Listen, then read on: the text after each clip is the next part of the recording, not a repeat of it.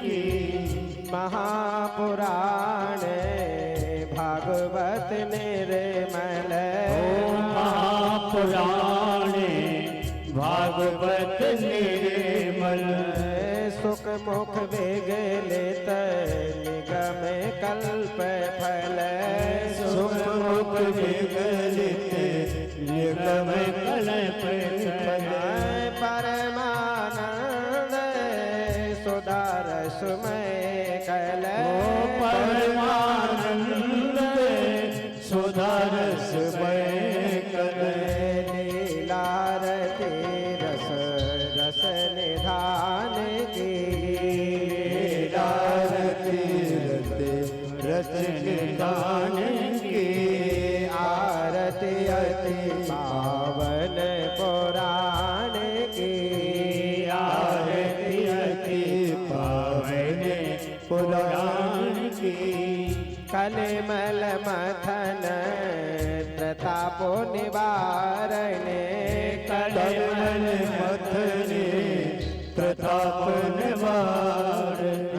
जन्म मृत्युमय भवो भय हारण।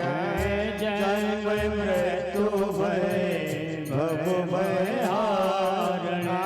सेवत सदा सतत सुख कारण।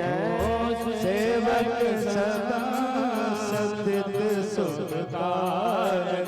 ऐसो में हाशरे हरि चरित गान की।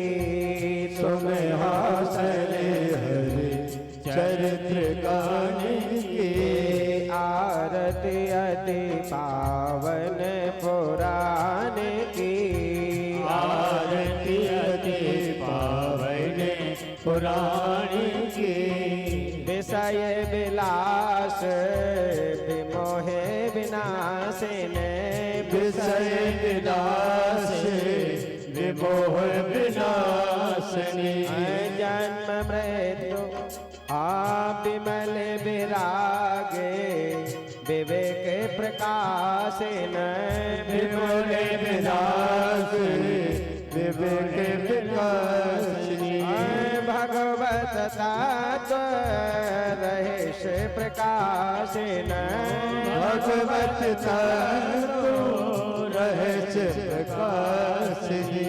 परम ज्योत परमात्म ज्ञान की। परम ज्योत परमात्म ज्ञान की। आरती अति पावन पुराण की। आरती अति पावन पुराण की। परमहंस मुनि मन उल्लासिन। परमहंस मुनि मन उल्लासिन। रस के हृदय रस रास विलासिन। रस के हृदय रस रास विलासिनी। भोक्ति मुक्ति रति प्रेम सुदासिन। भोक्ति मुक्ति रच प्रेम सुदासिनी। कथाय जन प्रिय सो जान की। कथाय चल सो जान की। आरती अति पावन पुराण की। आरती अति पावन पुराण की। धर्म भक्त ज्ञान खान के। धर्म भक्त ज्ञान धान की। आरती अति पावन पुराण की। आरती अति पावन पुराण। कर्पूर गौरम करुणावतारम संसार सारम भुजगेन्द्रहारम सदा वसंतं हृदयाल वृंदे भवं भवानी शयतं नमामि। जलेन प्रदक्षिणा विवर्धनं पुष्पै देवाभिवन्दनं श्रीरारोग्यस्तौ आत्मा विवन्दन। मन्त्रपुष्पाञ्जलिर्गृहीत्वा नानासुगन्धपुष्पाणि यथा कालोद्भवानि च पुष्पाञ्जलिर्मया दत्तं गृहाणि परमेश्वरः चरणकमलेषु मन्त्रपुष्पाञ्जलिर्समर्पयामि। बोले भागवत महापुराण की जय, सिद्धि विनायक भगवान की जय, बगीचा सरकार की जय। हर हर महादेव। बैठ जाइए सभी।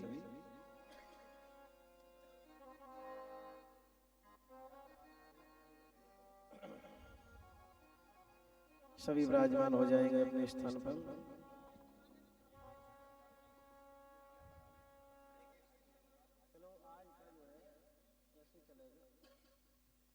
पीछे पर्दा होना।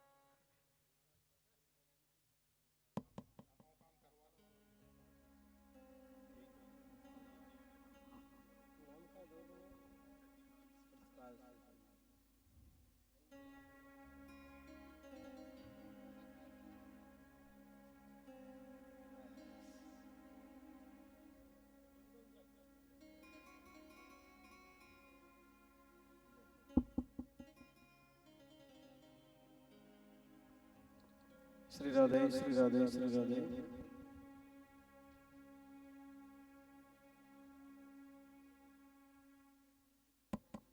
सभी बैठ जाएंगे।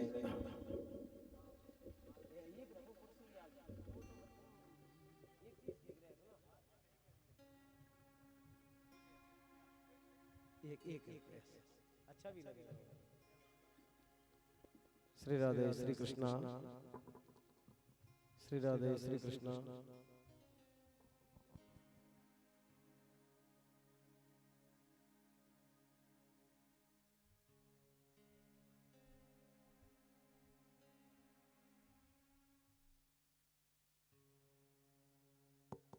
श्री राधे श्री राधे श्री कृष्णा।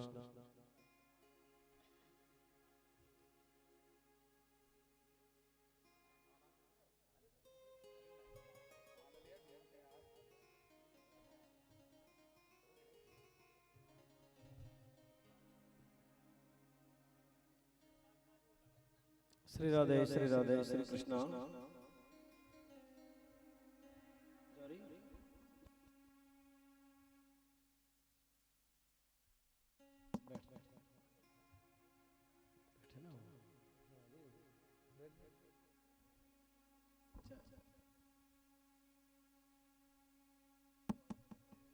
ठीक है यार।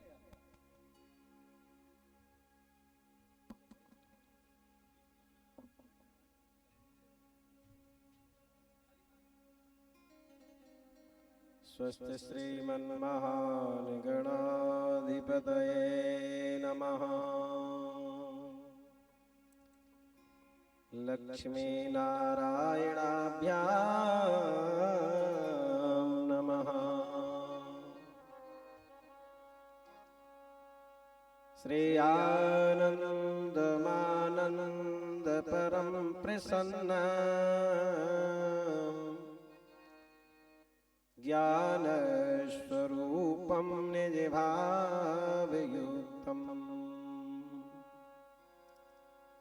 योगीन्द्रमीढ्यं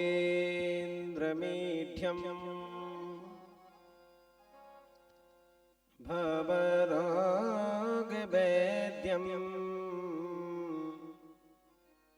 श्रीमद्गुरुं नित्यमहं स्मरामि। नमस्तस्मै भगवते कृष्णाय कुण्ठमेधिसे राधाधर सुधा सिंधु नमो नित्य विहारिणे।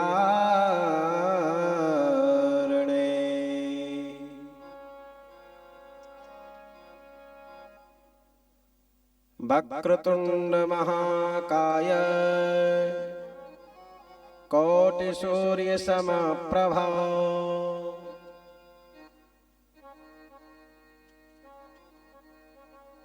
निर्विघ्नं कुरु मे देवे सर्वकार्येषु सर्वदा। वंशे विभूषितकरा नवनीरदाभा पीताम्बरादरुणबिम्बफलादरोष्टात् पूर्णेन्दु सुंदर मुखा दरवेन्द्र नेत्रात् कृष्णात् परं किमपि तत्त्वमहं न जाने। हे राधे वृषभान भूपतनये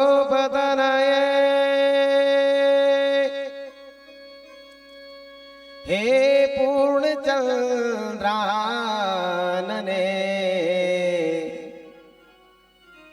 हे कांते कमनीय कोकिल रवे श्री वृंदावनाधीश्वरी सर्वमंगल मांगल्ये शिवे सर्वार्थ साधिके शरण्ये त्र्यंबके गौरी श्री नारायणी नमोस्तुते। जय जय श्री राधा रमण जय जय नवल किशोर जय गोपी चित चोर प्रभु जय जय माखन चोरो। कनक बेल श्री राधिका यदि मोहन श्याम तमाल मोमन हृदय निकुंज में शुभ सोहलाले लीलाल। श्री राधे वृषभानुजा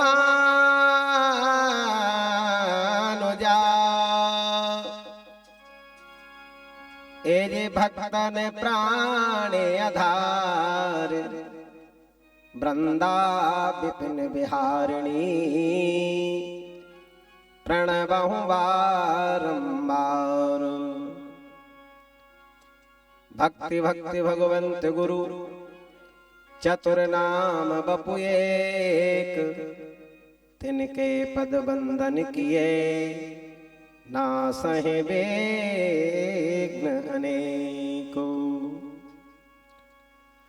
जय जय जय हनुमान गोसाई जय जय जय हनुमान गोसाई कृपा करहो गुरुदेव की नाही कृपा करो गुरुदेव की नाई। आशीतोषी तुम आदर आनी आशीतोष तुम अवगणदानी आरती हरह दीन जन जानी आरती हरहो दीन जन जानी। जय जय जय गिरि राज किशोरी जय जय जय राज चोरी जय महेश मुखो चंद्र चकोरी जय महेश मुखो चंद्र चकोरी आसिय राम में सब जग जानी सिया राम सब जग जानी करहो प्रणाम जोर जुहानी करहो प्रणाम जोर जुग पानी करहो प्रणाम जोर जुहानी करहो प्रणाम जोर जुग पानी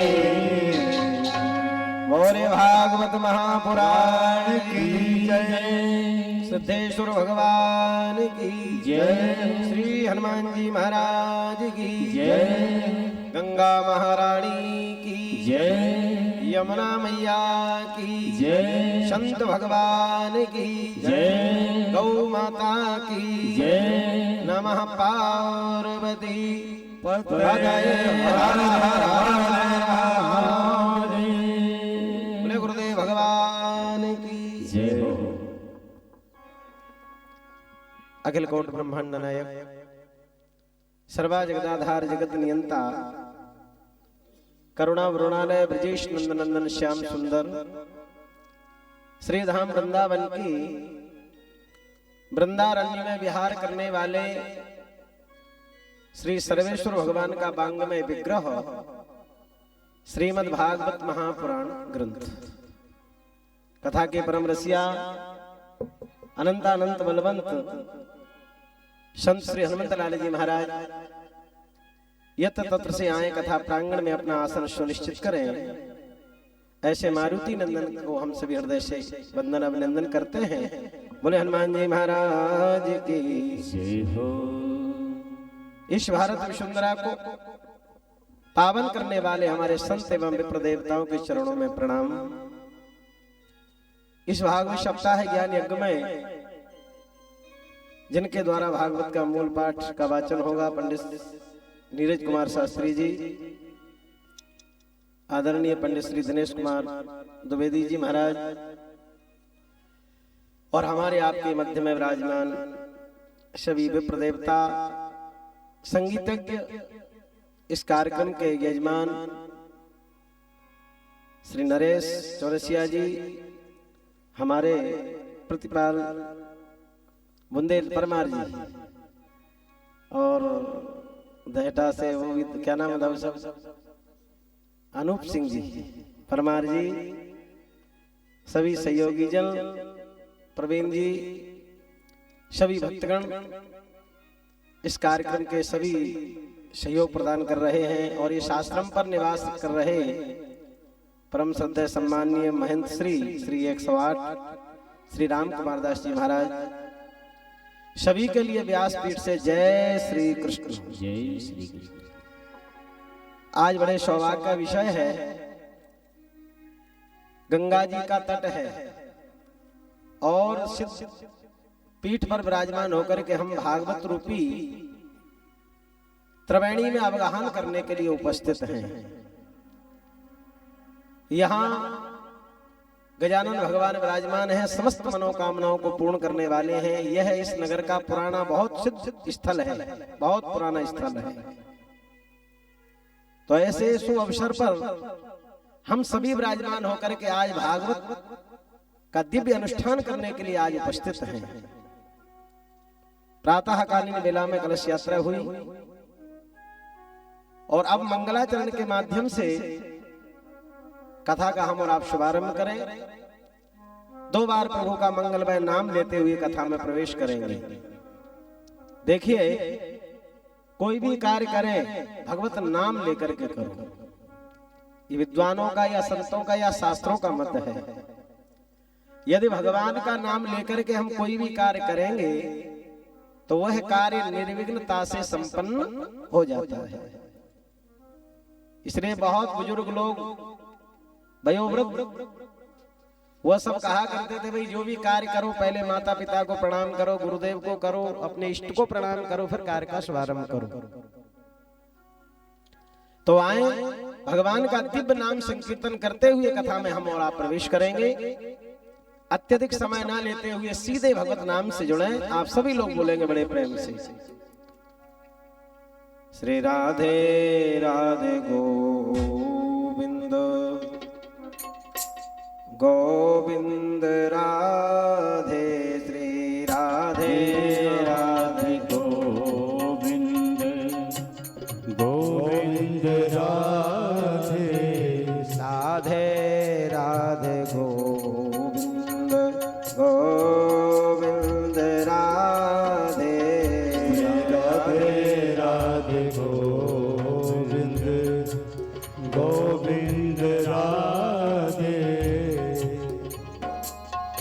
गोविंद गोविंद राधे, राधे राधे गोविंद गोविंद राधे, गोविंद राधे गोपाल राधे, गोविंद राधे गोपाल राधे, गोविंद राधे राधे गोपाल राधे, गोविंद राधे राधे गोपाल राधे, राधे राधे गोविंद गाइए गोविंद राधे, राधे राधे गोविंद गोविंद राधे, जय हो बलिहरी। ताली बजा करके सभी लोग बोले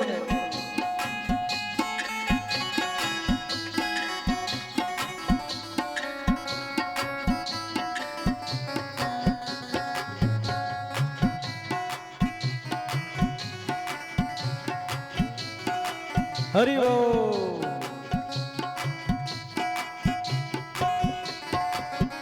राधे राधे गोविंद गोविंद राधे, राधे राधे गोविंद गोविंद राधे, राधे राधे गोविंद गोविंद राधे, राधे राधे गोविंद गोविंद राधे, गोविंद राधे गोपाल राधे, गोविंद राधे गोपाल राधे, गोविंद राधे गोपाल राधे, गोविंद राधे गोपाल राधे, गोविंद राधे गोपाल राधे, गोविंद राधे गोपाल राधे, राधे राधे गोविंद गोविंद राधे, राधे राधे गोविंद गोविंद राधे, राधे राधे गोविंद गोविंद राधे, राधे राधे गोविंद गोविंद राधे, गोविंद राधे गोपाल राधे, गोविंद राधे गोपाल राधे, गोविंद राधे गोपाल राधे, गोविंद राधे गोपाल राधे, गोविंद राधे गोपाल राधे, गोविंद राधे गोपाल राधे, गोविंद राधे गोपाल राधे, गोविंद राधे गोपाल राधे, गोपाल राधे, गोपाल राधे, गोविंद राधे गोपाल गोविंद राधे गोपाल गोविंद राधे गोपाल राधे गोविंद राधे। जय जय श्री राधे बोले वृंदावन बिहारी लाल की जय। अभी आप सभी लोगों ने भगवत नाम संकीर्तन किया। चले भागवत रूपी त्रिवेणी में हम और आप प्रवेश करें। आज भागवत का पहला दिवस है, प्रथम दिवस है। सबसे पहले हमें यह समझना है कि भागवत का तात्पर्य क्या है, उद्देश्य क्या है, लक्ष्य क्या है भागवत का। भागवत कहते किसको है? भागवत को सुनकर के हमें क्या प्राप्त होगा, पहले हमको इस सूत्रों को समझना है। भागवत को सुनकर के किस किस का कल्याण हो गया। तो देखिए, भागवत कोई मनोरंजन का विषय नहीं है। इस कलयुग में यदि व्यक्ति के कल्याण का कोई साधन है तो वो क्या है? भागवत। बोलो जय श्री कृष्ण। जय श्री कृष्ण। 7 दिन में परीक्षित को मरना था, तो परीक्षित जैसे राजा का कल्याण भागवत के द्वारा ही तो हुआ। सज्जनों, भागवत वैष्णवों का परम धन है, संतों का यह धन है भागवत। भागवत के द्वारा जन्म मृत्यु के चक्कर से हम लोग मुक्त हो जाते हैं। बोलो जय श्री कृष्ण। जय श्री कृष्ण। और ये हिंदू धर्म का ये सर्वोत्तम ग्रंथ है श्रीमद् भागवत। भागवत में वैदिक सूत्रों की ही व्याख्या है। भागवत को समाधि भाषा में वर्णन किया, समाधि भाषा में।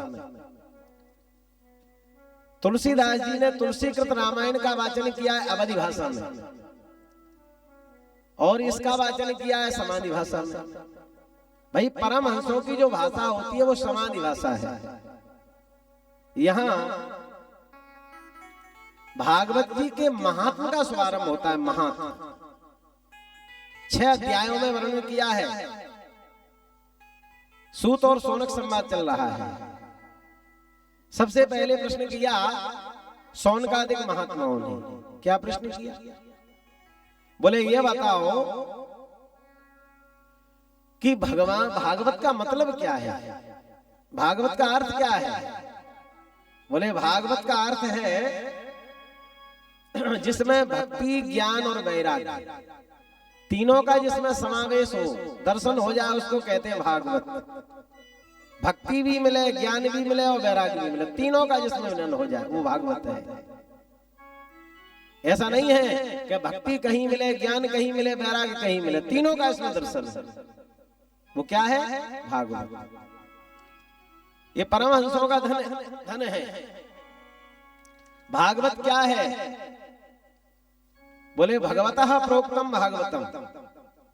नारायण के द्वारा जो निकले हुए शब्द हैं वो क्या है? भागवत। दूसरे संत ने अर्थ कर दिया, बोले भगवत्या प्रोक्तम भागवतम। नारायण ने जो कहा वो भागवत है, लेकिन हम ये कहते हैं कि लक्ष्मी ने और नारायण ने जो कहा वो भागवत है। तो ये भागवत क्या है? भगवान की दिव्य वाणी है।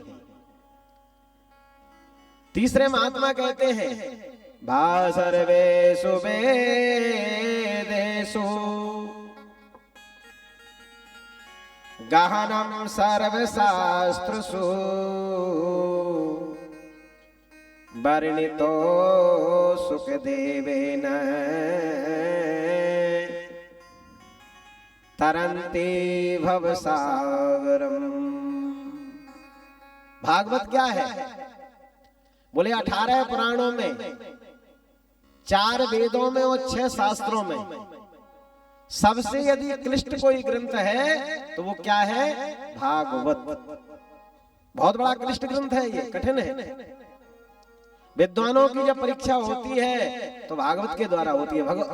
विद्यावताम भागवते परीक्षा। लेकिन याद रखना, इतना सरल ग्रंथ नहीं है कि हर कोई इसको सुना दे। विद्वानों को पछाड़ने वाला ये ग्रंथ है। भाई, कथा हम लोग कह सकते हैं, ये मानते हैं, लेकिन विद्वानों की जब परीक्षा होती है तो भागवत के द्वारा होती है। यहां इतना जब ये क्लिष्ट ग्रंथ है, गहन है, तो इसका वर्णन किसने किया? बोले वर्णन तो सुखदेव ने। थोड़ा विचार करना, सुखदेव जैसे परम हंसों ने इसका वाचन किया है। वो किस लिए किया है? परीक्षित का कल्याण हो जाए और पूरे समाज का कल्याण हो जाए। जिनके तन पर कोई वस्त्र नहीं है, माया से जो मुक्त हैं, निर्माण मोहा जित्संग दोषा, मान और अपमान को जिन्होंने तिलांजलि दे दी है, ऐसे सुखदेव जी ने इसका वर्णन किया। थोड़ा विचार करना, जब तक हमारे हृदय में मान और सम्मान की इच्छा है, तब तक हम न कथा कहने के अधिकारी हैं और न आप सुनने के पात्र हैं। परमहंसों का ये ग्रंथ है जिनके तन पर कोई वस्त्र नहीं है, माया को जिन्होंने तिलांजलि दे दी है, जिनकी दृष्टि में सिए राम मैं सब जग जानी। इस संसार में ना कोई स्त्री है और ना कोई पुरुष है, ऐसी दृष्टि जिस सुखदेव जी महाराज की है, उन्होंने इसका वर्णन किया है। बताइएगा ऐसी व्यक्ति कथा कहने के पात्र है? वर्ण तो सुखदेव ने किस लिए वर्णन किया? बोले तरंती भवसागर। हम जैसे कलियुगी प्राणी न तो भजन कर सकते हैं, ना दान पुण्य कर सकते हैं, स्वाध्याय नहीं कर सकते, क्योंकि अल्प आयु है, कलयुग है, बुद्धि भी मंद है और भाग्य भी मंद है। तो बता दिया है, बोले यदि आपको संसार रूपी सागर से पार होना है तो भागवत रूपी नौका में बैठ जाओ और भव सागर से पार हो जाओ। जैसे तुलसीदास जी महाराज कहते हैं ना, भव सागर चहु पार जो पार, भव सागर चहु पार जो पार जो पार, भव सागर चहु पार जो पार, भव सागर चहु पार जो पार, राम कथा प्रेरणा, राम कथा राम कथा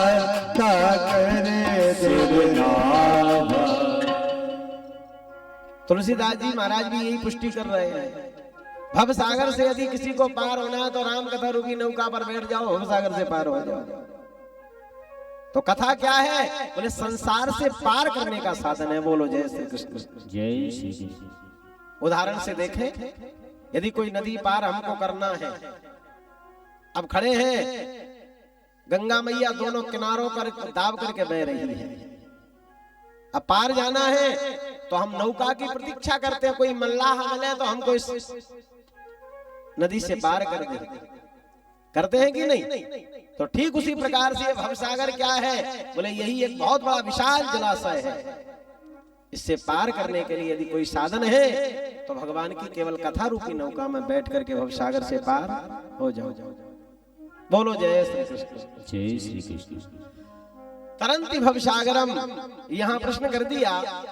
सौनकादिक महात्माओं ने पूछा, ये बताओ, पहला प्रश्न है कि भगवान का स्वरूप कैसा है, ये प्रश्न है। और दूसरा प्रश्न है कि भगवान करते क्या है। और तीसरा प्रश्न है कि ऐसे भगवान से संबंध बनाएंगे तो लाभ होगा कि नुकसान। बोलो जय श्री कृष्ण। ये तीन प्रश्न किए हैं और सज्जनों इन तीनों प्रश्नों का समाधान है पूरी भागवत में। बस तीन प्रश्नों को जिसने समझ लिया उसने पूरी भागवत की कथा को समझ लिया। वर्तमान भूत भविष्य तीनों की इसमें चर्चा है। कोई आपसे प्रश्न करे कि आपने भगवान को देखा है तो क्या उत्तर दोगे आप लोग? क्या कहोगे? क्यों दाऊ साहब, देखा है? अच्छा, क्या देखा है कि नहीं देखा? बड़ी समस्या में उलझ गए। वही से कह दो देखा है तो कह दो देखा है, नहीं देखा तो नहीं देखा। देखो भाई, वास्तविकता ये है कि भगवान को हमने नहीं देखा। यदि हमने और आपने भगवान को देखा होता तो फिर यहाँ क्यों रहते बताओ? फिर नहीं रहेंगे यहाँ, क्योंकि भगवान गीता में कहते हैं यद गत्वा न निवर्तन्ते तद्धाम परमम मम। पहले तो मैं किसी को दिखाई नहीं पड़ता हूं, यदि किसी को मैंने दर्शन दे दिया तो फिर वो संसार सागर में नहीं रहेगा, सीधा मेरे धाम को आ जाएगा। तो पहली बात यह है कि हमने भगवान को नहीं देखा। केवल मंदिर में झांकी का दर्शन किया है। पुराणों में हमने सुना है भगवान सामने सलोने हैं, ये सब चर्चाएं हमने सुनी है, देखा नहीं है। तो पहला प्रश्न है कि भगवान का स्वरूप कैसा है, और दूसरा प्रश्न है कि भगवान करते क्या है, और तीसरा प्रश्न है कि ऐसे भगवान से संबंध जोड़ेंगे तो लाभ होगा कि नुकसान। तो इसके विषय में श्रीमद् भागवत जी क्या कह रही हैं आप उसको सुने। ये भागवत का पहला श्लोक है महात्मा का। सच्चिदानंद रूपाय विश्वोत्पत्त्यादि हेतवे तापत्रय विनाशाय श्री कृष्णाय वयं नुमः। ये महात्मा का श्लोक है। भगवान का स्वरूप कैसा है, बोले सच्चित आनंद घन परमात्मा है। जो आप लोग सत्य बोलते हैं वो क्या है, बोले वही तो भगवान का स्वरूप है, विग्रह है। यदि कोई व्यक्ति सत्य का भाषण कर रहा है और मैं ये कहता हूं मूर्ति की पूजा करे या न करे, लेकिन वही फल उसको प्राप्त होता है। सत्य यदि कोई बोल रहा है तो वो भगवान के स्वरूप का ही पूजन कर रहा है। बोलो जय श्री कृष्ण। जय श्री कृष्ण। ये सत्य स्वरूप परमात्मा है। कभी कभी ऐसा होता है, कई लोग हमसे कहा करते हैं पंडित जी हम सत्य को ग्रहण करते हैं तो बड़ा कष्ट सहन करना पड़ता है। देखो भाई, सत्य को जब कोई ग्रहण करेगा तो परेशानी तो सामने आएगी। हरिश्चंद्र का उदाहरण देखो, सत्य के पीछे स्वयं बिक गए, पत्नी को बेच दिया, बच्चों को बेच दिया, लेकिन फिर भी उन्होंने सत्य को नहीं छोड़ा। हम समझते हैं कि सत्य को ग्रहण करने वाला दुनिया में परेशान हो सकता है, लेकिन विजय उसी की होती है। जहां सत्य है वहीं धर्म है, और जहां धर्म है वहीं कृष्ण है, और जहां कृष्ण है वहीं विजय और यश और कीर्ति है। यत्र योगेश्वरा कृष्णो यत्र पार्थो धनुर्धरः तत्र श्री विजयो भूतो ध्रुवा नीतिर् मतिर् मम। गीता जी कहते हैं। तो भैया जहां सत्य है वो भगवान का पूजन कर रहा है, सीधी सी। और चित भी भगवान है। चित कहते हैं अविनाशी को, चित कहते हैं प्रकाश। कई लोग कहते हैं भाई जहां सत्य होगा, मेरा आपसे करबद्ध निवेदन है कि प्रकाश जीवन में मिलेगा। जहां सत्य होगा उसी को तो प्रकाश मिलेगा, और जहां सत्य ही नहीं है तो समझ लो अंधकार में पड़े हुए हैं हम। और सत्य है नहीं तो अंधकार में है। जहां सत्य होगा उसी के जीवन में प्रकाश निष्कृत होगा, और जहां प्रकाश निकलेगा तो तीसरी बात है आनंद। बोले उसी व्यक्ति को आनंद मिलेगा। बोलो जय श्री कृष्ण। अब हम और आप क्या चाहते हैं कि सत्य ग्रहण न करना पड़े और आनंद भी मिल जाए और प्रकाश भी मिल जाए, तो ये संभव नहीं है। सत्य क्या है, सनातन धर्म की जड़ है सत्य। जब जड़ पर ही कुल्हाड़ी मार दोगे तो वृक्ष तो धराशायी स्वतः हो जाएगा। इसलिए भाई ब्राह्मण क्षत्रिय वैश्य शूद्र कोई भी बना रहे, जिसके जीवन में सत्य है उसी को प्रकाश मिलेगा और उसी को आनंद मिलेगा। ये आनंद क्या है, बोले आनंद ही राम है और आनंद ही कृष्ण है। बाबा लिखते हैं ना तुलसीदास जी, जो आनंद सिंधु सुके राशि, जो आनंद सिंधु सुके राशि। जिस समय वशिष्ठ जी महाराज ने नामकरण किया तो उस समय कहा था राम को देख करके, जो आनंद का सागर है, जो आनंद का सिंधु है, और जो सुख संसार के जो मानव है उनको सुख प्रदान करने वाले हैं, जो सुख की राशि है, वो क्या है? जो आनंद सिंधु सुख राशि, जो आनंद सिंधु सुख राशि, करते सुपासी करते लोक सुपासी। ये आनंद क्या? आनंद ही कृष्ण है, आनंद ही राम है। तो प्यारे, जहां सत्य है उसी को आनंद मिलेगा, उसी को प्रकाश मिलेगा। बोले सच्चिदानंद भगवान की जय हो। और दूसरी बात है, ये तो भगवान का स्वरूप है, स्वरूप। अब भगवान के भजन से लाभ होगा कि नुकसान? बोले तापत्रय विनाशाय, तीनों प्रकार का जो ताप है वह भस्मीभूत हो जाएगा। ये भगवान से संबंध जोड़ने का लाभ है। तीनों प्रकार का ताप मिट जाएगा। ऐसे श्री कृष्णाय वयम नुमः, आनंद कंद कन्हैया को हम सभी मिलकर के प्रणाम करते हैं। बोलेगा आनंद कंद भगवान की जय। भगवान करते क्या है? विश्व का भरण पोषण करते हैं। विश्वोत्पत्त्यादि, विश्व का पालन पोषण करने वाले हैं। सज्जनों, ऐसा भगवान की ये कार्य प्रणाली है। हम और आपको अपनी चिंता है, हमारा आपका पेट भर जाए, बच्चों का पेट भर जाए, गृहस्थी कैसे चलेगी ये चिंता है, 24 घंटे चिंता में है।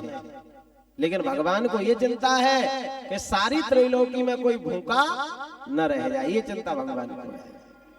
भगवान का ये वाक्य है, गांठ बांधे राखे नहीं और मांगत में सकुचाए, और बाके पीछे मैं फिरूं सबू को ना सो जाए। हमें आपको अपनी चिंता है, लेकिन भगवान को सारी त्रैलोकी की चिंता है। ये भगवान की कार्य प्रणाली है। ऐसे भगवान से को हम सभी मिलकर के वंदन करते हैं। दूसरे श्लोक में आचार्य प्रवर महाभागवत श्री सुखदेव जी को प्रणाम किया। यम प्रव्रजन्तमनपेतमपेत कृत्यम द्वैपायनो विरैकातर्याजुहाव, पुत्रेति तन्मयतया तरवोऽपि नेदुस्, तम सर्वभूत हृदय मुनिमानतोऽस्मि। बोले सुखदेव भगवान की जय हो। यहाँ सूत और सोनक संवाद चल रहा है। नहीं मिसारण है। सौनकादिक महात्माओं ने सूत जी से प्रश्न किया। बोले आज तक हमने कथाएं तो बहुत सुनी है, पर अब आप हमको ऐसे कोई कथा सुनाओ जिस कथा के द्वारा हमारा ज्ञान नष्ट हो जाए। अज्ञानध्वंत विध्वंसः कोटि सूर्य समप्रभा। वो कथा कैसी है? जैसे सूर्य नारायण उदय होते हैं तो अंधकार चुटकियों में भाग जाता है। हमारे हृदय में अंधकार प्रकट हो गया है, तो ऐसा कोई कथानक आप हमको सुनाइएगा जो हृदय रूपी अंधकार को मिटाने में सक्षम हो। बोलो जय श्री कृष्ण। जय श्री कृष्ण। ऐसी दिव्य कथा सुनने के लिए मेरे कान लालायित हैं। जिस कथा के द्वारा हमको भक्ति मिले, ज्ञान मिले, वैराग्य मिले। और वह कथा कौन सी है? सौनकादिक महात्मा कहते हैं जिस कथा को सुनकर के महात्मा लोग घर परिवार को छोड़ के जंगल में चले जाते हैं भजन करने के लिए। ऐसा दिव्य इतिहास आप हमको सुनाए, कथा सुनाए। सूत जी महाराज कहने लगे, ऋषिवर आपने बड़ा सुंदर प्रश्न किया है। जन्मांतरे भवेत् पुण्या तदा भागवतम लभेत्। मैं आपको वह भागवत श्रवण कराने के लिए जा रहा हूं। जन्म जन्मांतरों का जब पुण्य उदय होता है तो एक बार भगवान की कथा सुनने को मिलती है। बोलो जय श्री कृष्ण। वह ऐसी कथा है कि सुखदेव भगवान परीक्षित को सुना रहे थे गंगा किनारे, क्योंकि उनको 7वें दिन मरना है, श्राप लगा है, तक्षक नाग के द्वारा मृत्यु होना है। जब सुखदेव भगवान की कथा सुनाने लगे तो देवताओं ने देखा स्वर्ग में, ध्यान से सुनना, चले चल करके हम भी कथा सुन लें। अमृत का कलश लेकर के आ गया। पहले तो सुखदेव जी को प्रणाम किया। शुकम नत्वा वदन सर्वे स्वकार कुशला सुरा,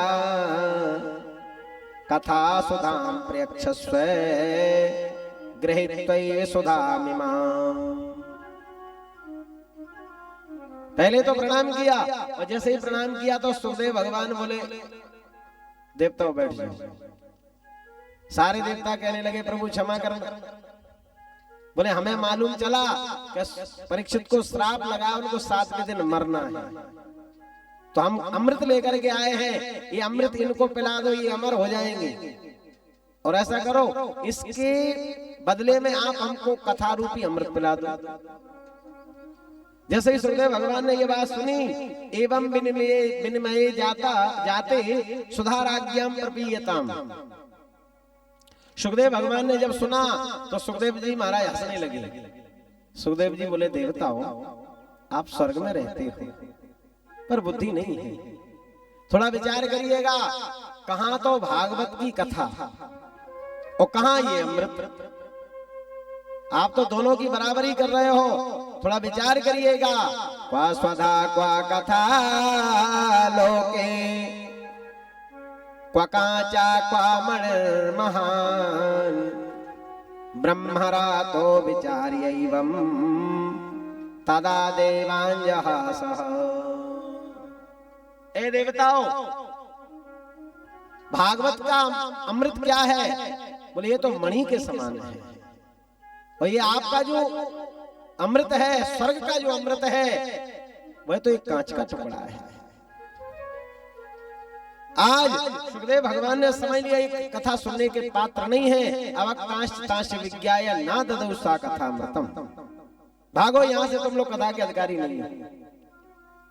सारे देवताओं को कथा श्रवण नहीं कराई। देखो भाई, बात भी सही है, कथा भी उसको कहो जो उसके सुनने का पात्र हो। कभी कभी ऐसा होता है,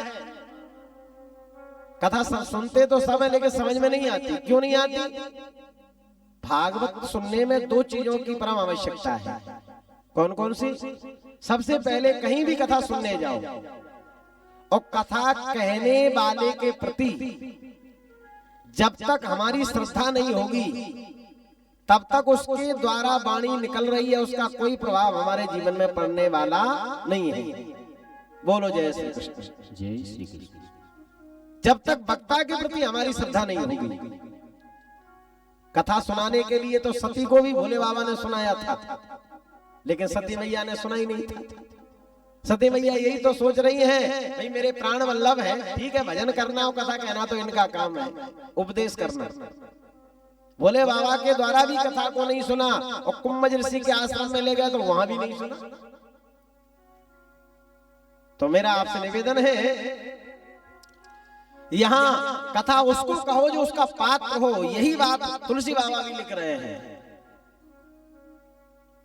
क्या लिख रहे हैं? गोड़ हुता तो न साधु दुदावे, गोड़ हुता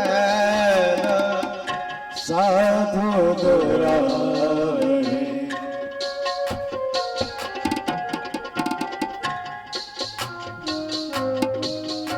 देखिए, जब अधिकारी मिल जाता है तो गुरु के अंदर के जो भाव है वो सब निकल के बाहर आ जाते हैं। हाँ, गोड़े होता दोनों दोलुना में, गोड़े होता दोनों साधु गुरा में, आरती देखा रे जय पावया,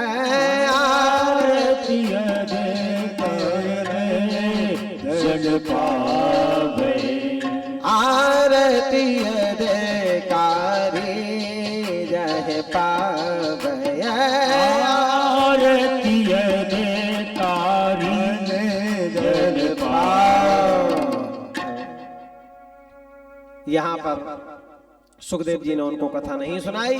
सारे देवता भागे और ब्रह्मा जी से शिकायत की। एक बात बताएं, ये जो कथा आप लोग सुन रहे हो वो समझ लो देवताओं को सुनने नहीं मिलती है। बोलो जय श्री कृष्ण। स्वर्ग में सभी प्रकार का सुख है, लेकिन भागवत जी की कथा नहीं है वहां।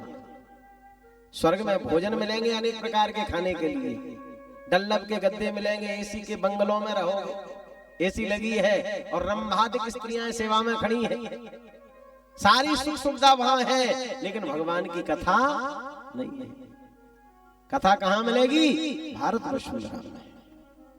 यही वसुंधरा ऐसी है जहां रामकृष्ण का जन्म हुआ है, गंगा आदि नदियां यहाँ बह रही हैं और भगवान की कथा भी मिल रही है। तो धन्यो ही भारतो देशा, धन्या भारत संस्कृति और भारतीय जना धन्या धन्यास्माकं परम परः। तो ऋषि महात्मा स्वर्ग के देवता भी भारत वसुंधरा को धन्यवाद देते हैं। यहाँ ब्रह्मा जी ने सतलोक में एक तराजू गाड़ दिया, भागवत को तौलने लगे, लेकिन जिस पल्ले पर भागवत महापुराण ग्रंथ था वह जमीन से एक तिल भी ऊपर नहीं गया। सत्यलोके तुलाम बद्ध्वा तौले साधना न्यजः लघुन्यानि जातानि गौरवेण इदं महत्। जो ग्रंथ भारी है वह भागवत महापुराण एक तिल भी ऊपर को नहीं गया। बोले भागवत महापुराण की जय। भागवत जी की ऐसी विशुद्ध महिमा का दर्शन ब्रह्मा जी ने किया। मेरा आपसे निवेदन है, सनकादिकों ने देवर्षि नारद को यह भागवत सुनाई। यद्यपि ब्रह्मा जी के द्वारा भी पूर्व में इस भागवत को सुन लिया था, ध्यान से सुनना, लेकिन जो सप्ताह विधि है वो किसने सुनाई? सनकादिकों ने नारद। जैसे ये बात कही तो सौनकादिक महात्माओं ने एक प्रश्न कर दिया। क्या प्रश्न किया? बोले ये बताओ, अभी अभी आपने कहा ना कि सनकादिकों ने नारद जी को यह भागवत सुनाई, तो हमें यह शंका है कि लोक विग्रह मोक्तस्य नारदस्य स्थर सचा। देवर्षि नारद बाबा को श्राप लगा है कि 2 घड़ी से ज्यादा तुम कहीं रुकोगे नहीं। तो ये बताओ वो 7 दिन कैसे रुक गए? बोलो जय श्री कृष्ण। जय श्री कृष्ण। और सनकादिक ऐसे महात्मा हैं जो एक बार गुफा में घुस गए तो बाहर ही नहीं निकलते हैं, पर इन दोनों का मिलन कैसे हो गया?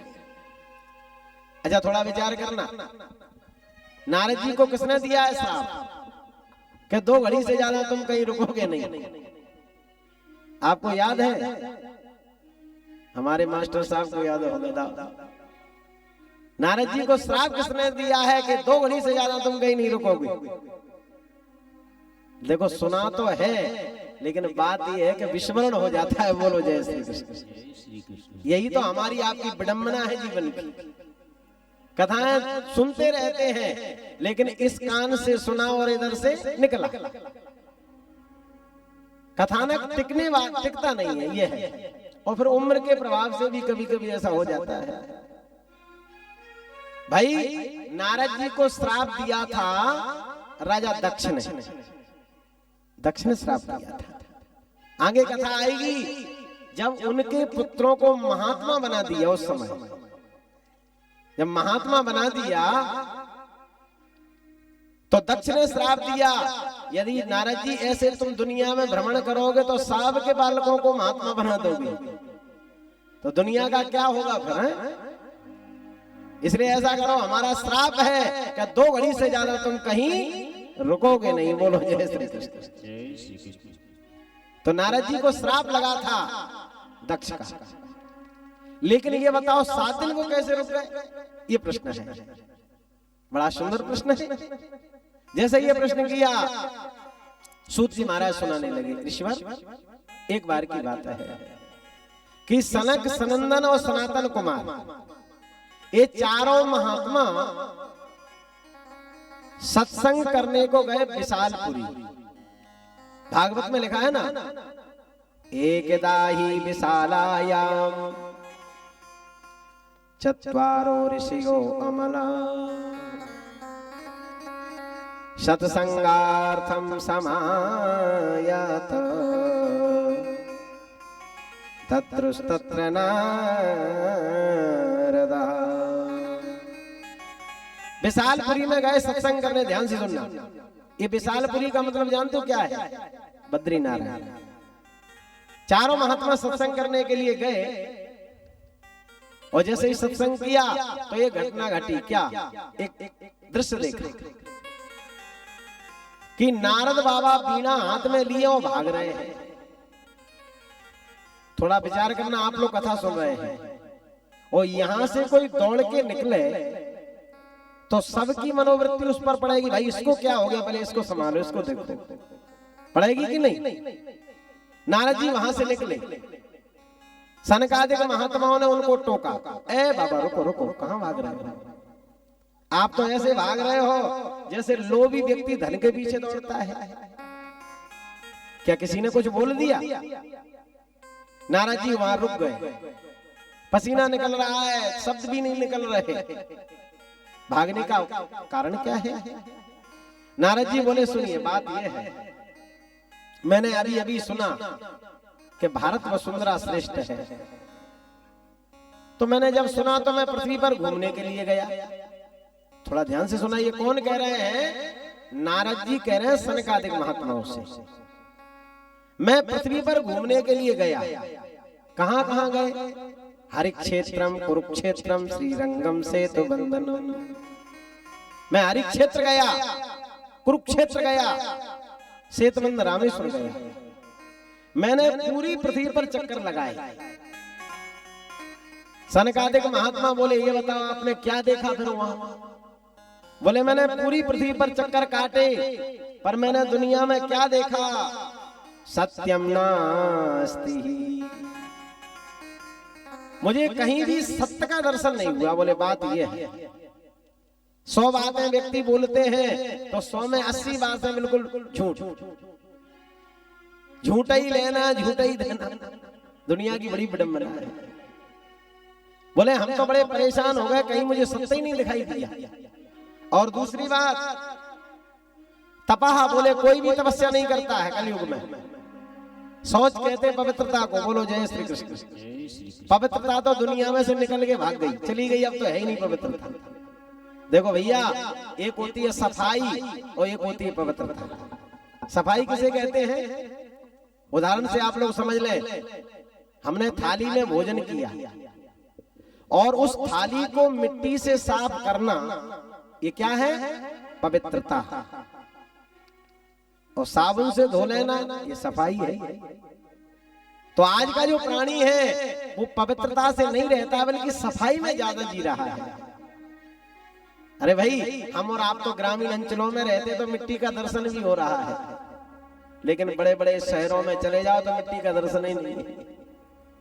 तो पवित्रता तो जीवन से निकल गई, अब तो केवल सफाई दुनिया में हमको दिखाई दे रही है। घर से निकलेंगे बढ़िया प्रेस करे कपड़े पहने हुए, भाई एकदम सज धज करके निकल रहे हो, अंदर झांक के देखो इतनी गंदगी भरी है कि कोई बगल में नहीं बैठेगा। ये बैठा दुनिया में हमने भ्रमण किया, दानम दया दानम न विद्यते।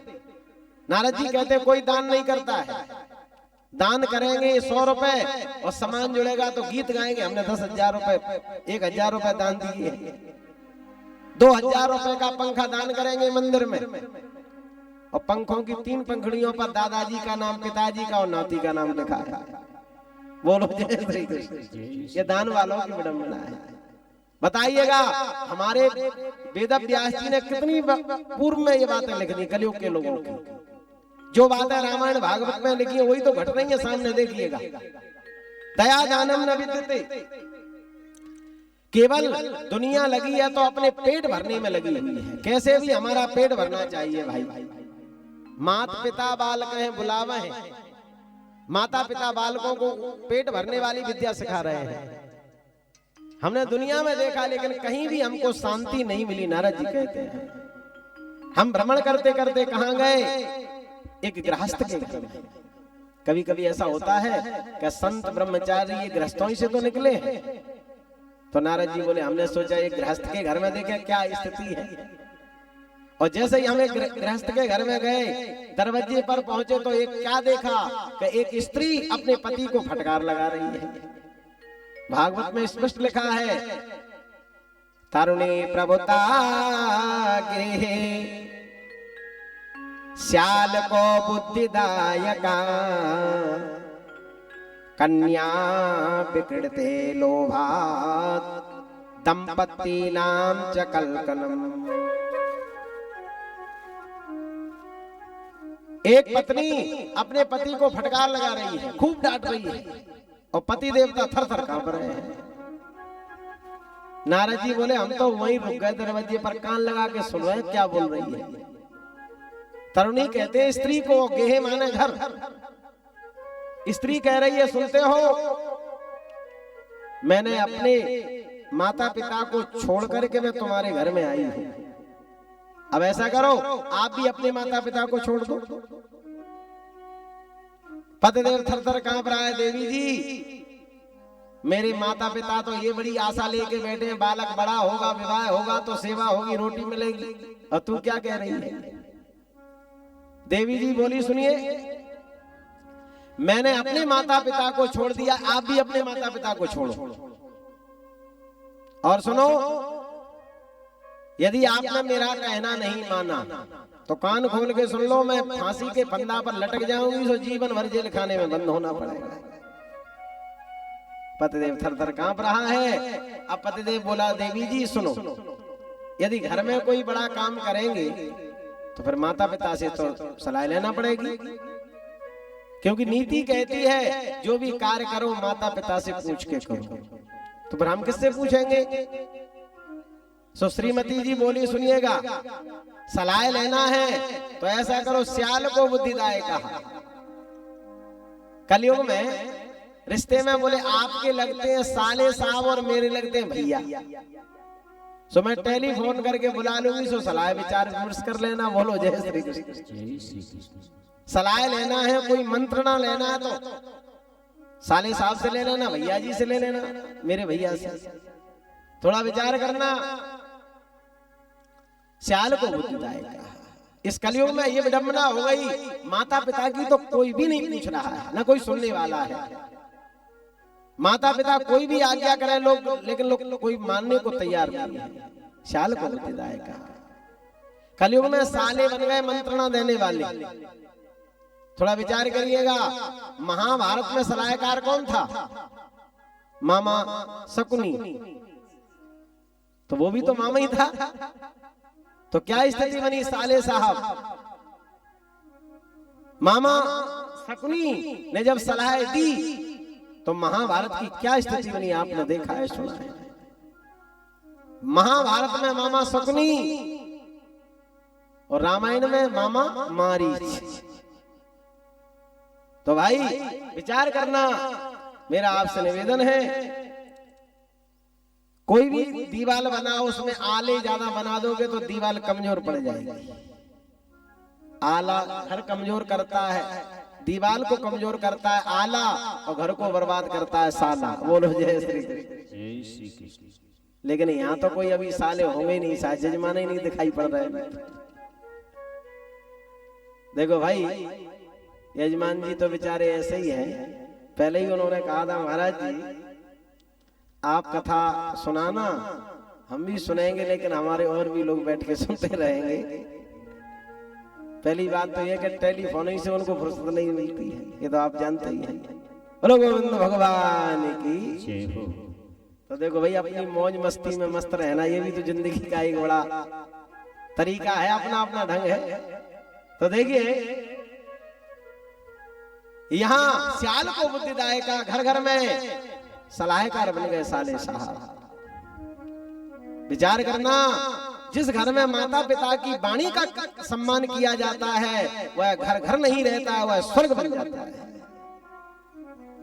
भले ही माता पिता वृद्ध हैं, लेकिन सलाह और मंत्रणा तो उन्हीं से लेना चाहिए।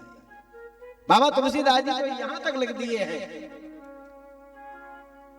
माता पिता प्रेम गुरु की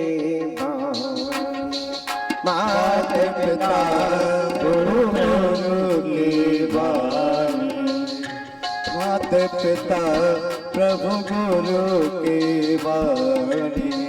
माता पिता और गुरु इनकी वाणी पर ज्यादा विचार नहीं करना है।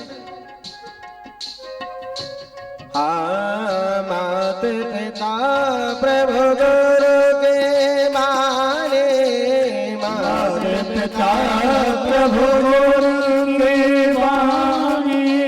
बिना ये विचार करिए शुभ जानी, बिना ये विचार करिए शुभ जाने, बिना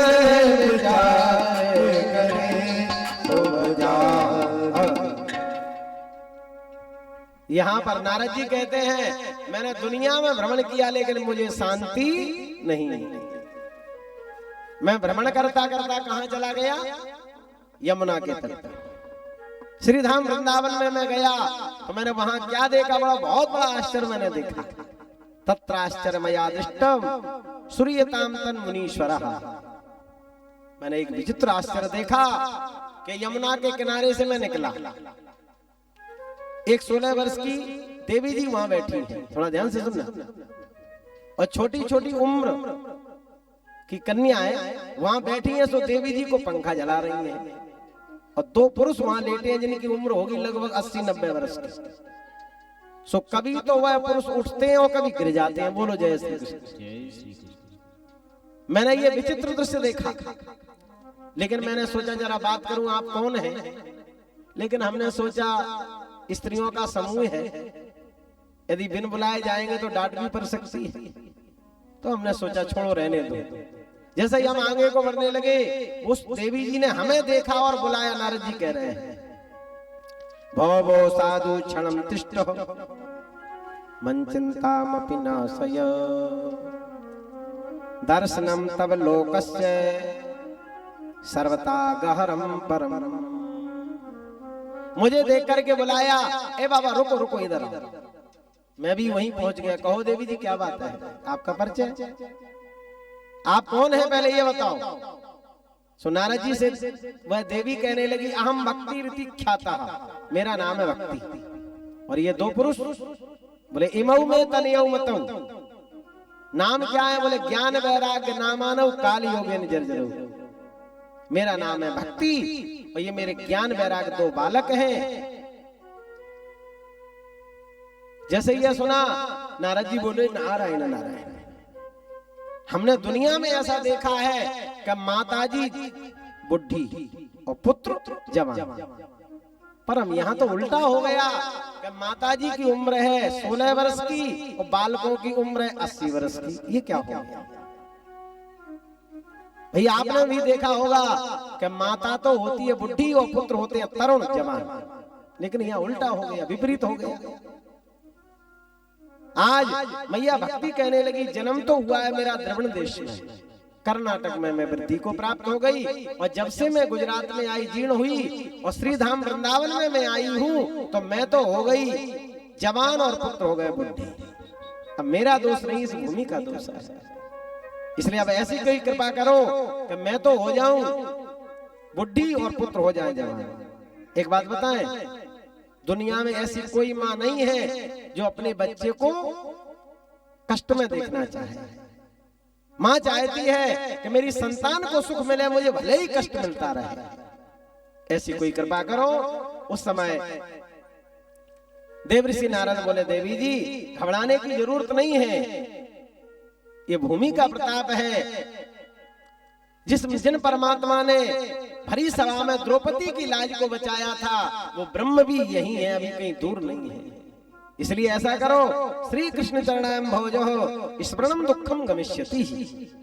श्री कृष्ण कन्हैया के पाद पद्मों का तुम ध्यान करो, तुम्हारा कष्ट दूर हो जाएगा। क्योंकि भगवान का एक स्वभाव है। कैसा स्वभाव है भगवान का? जो उनकी शरण में आता है उसके दुख का दूर करने वाला भगवान का एक सिद्धांत है, नियम है। भगवान कहते हैं दर दरबार में राधा रानी के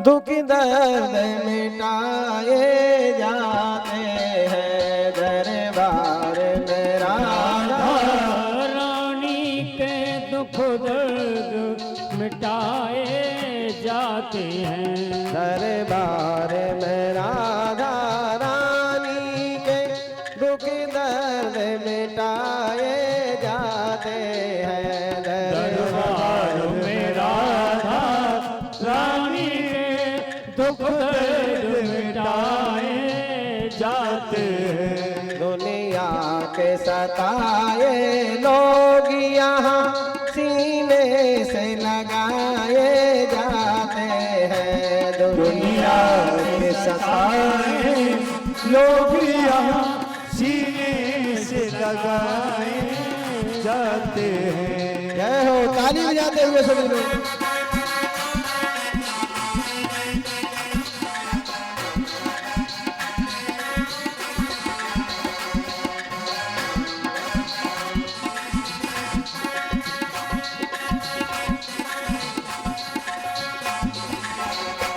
संसार नहीं है रहने को, संसार नहीं है रहने को, यहाँ दुख ही दुख है सहने को, यहाँ दुख ही दुख है सहने को। भर भर के प्याले अमृत के यहाँ रोज पिलाए जाते हैं। भर भर के प्याले अमृत के यहाँ रोज पिलाए जाते हैं। जय हो, ताली बजाते हुए बड़े हाथ।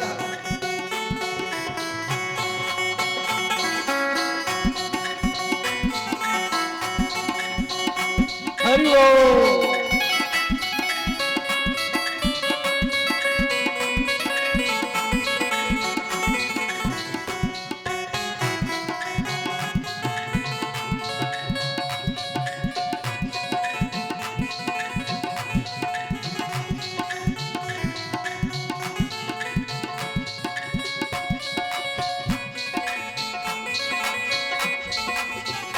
पल पल में आस निराश भई, पल पल में आस निराश भई, पल पल में आस निराश भई, पल पल में आस निराश भई।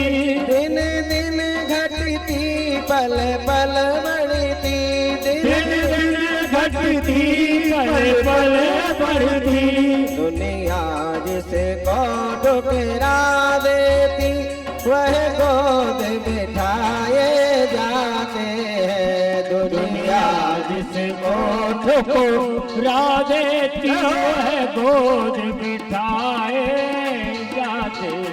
दरबार में राधे रानी के दुख दर्द मिटाए जाते हैं। दरबार में राधा रानी दुख दर्द मिटाए जाते हैं। दुनिया के सताए लोग यहाँ सीने से लगाए जाते हैं। दुनिया की सताए लोग यहाँ सीने से लगाए जाते हैं। दरबार में राधा रानी के दुख दर्द मिटाए जाते हैं। दरबार में राधा रानी के दुख दर्द मिटाए जाते हैं। दुख दर्द मिटाए जाते हैं। और दुख दर्द मिटाए